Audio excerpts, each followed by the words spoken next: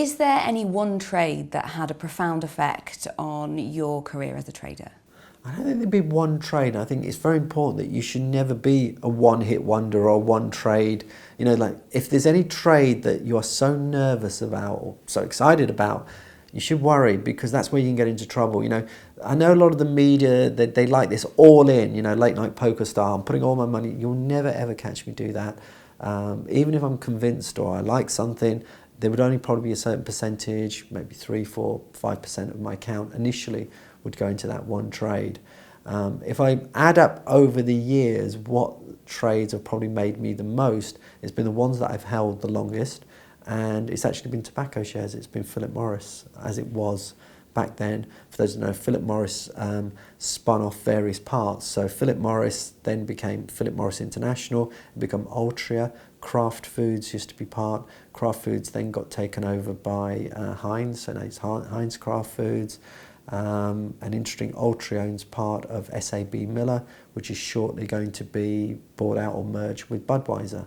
So that's been my most profitable investment over the years. What's been your worst? The worst, I think, been a couple of biotech stocks which have looked really good, and you know, you think, oh, we've got new drugs in development, and you think, yeah, great. And then, of course, announcement comes out, the FDA, Food and Drug Administration, says, no, your drug's basically useless.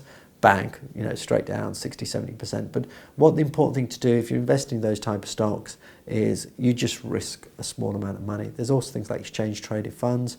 What an ETF is like a basket. So if somebody here was interested in biotech, I'd say rather than trying to pick the individual biotech stock, you could buy a basket of biotech stocks. Some will do well, some won't. And that sort of spreads your risk. But some of the worst in percentage terms have been some biotech stocks. Have you had an extreme trade, positive or negative, that you've learned a lot from? I wouldn't say there's one, no, because I don't put myself in that position where I've got so much risk on any one trade that if that goes wrong, it would really hurt me. What I tend to do, I scale into a position. So I might start off with like a test, like a small amount, and then as it's doing well, then I'll build up. An interesting, funny enough, a trade that I think when we met last was a stock called Woof, which was VCA, which is a veterinary. And that I still own, still doing well, and that was a few years ago. And in fact, now that's become quite a big part of my portfolio. And the reason why, because the stock has done so well, it's up a couple 100%, and I still hold the same amount. So something can build up over time. And again, that's, you know, going back to talking about trends and looking at lifestyle, what people are doing.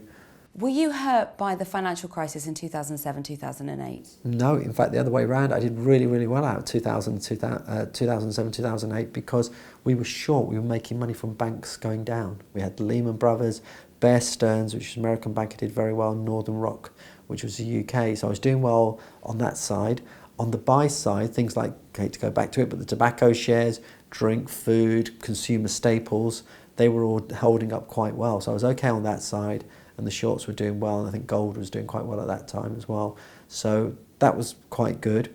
Going back all the way to 2000, initially I was actually losing some money in 2000 because I was trying to short some of the tech stocks and they just kept going up every day. Eventually they did start coming down. So 2000 was okay as well. But this is the thing, if you can stay steady, you've got some sort of a system, you don't risk anything too much on any one trade, you can get past these big down moves, because, you know, these will happen, the cyclical, from, you know, time to time we do get these big corrections, or again going back to trends end, and you know, you can survive them. Do you think there's such a thing as a black swan event if you're not over leveraged on an investment? No, because that's the thing that gets you into trouble, and as I said earlier, it was leverage that got me into trouble in 87. Had I not been so leveraged up, I would have survived. I would have had the stocks and I could have held them through. You've got to realise, anyone that's held shares, and I say I mainly trade the US market, the average return's been about 11% a year. So when people say they've lost money in the stock market, it's because they've been trying to trade, getting in and out, and they've missed, you know, the most important trends. But anyone that's just bought stock and held it has made money.